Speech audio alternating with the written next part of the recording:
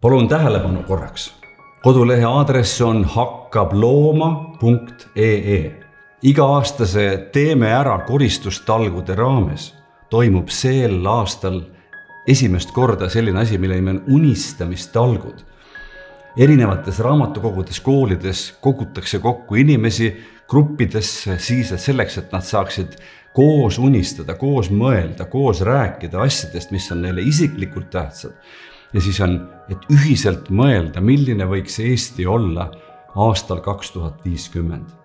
Sellel hakkablooma.ee lehel on kõik info olemas, nii selleks, kus on need talgud, kuidas sinna saab kirja panna ennast ja samati, kui sul on huvi juhendada mõnda taolist töötuba, siis ka see info on seal olemas. Teeme ära on Eesti vist tundub üks suurimaid, võib-olla kõige suurem algatus üle maailma liikumine. 220 miljonit inimest on koristanud planeeti.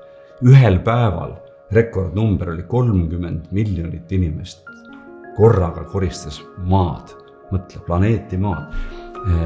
Võib-olla sellest unistamistalgutest sünnib teine samasugune projekt. Esimene kord, 3. mai sel aastal hakkablooma.ee. Ole kohal.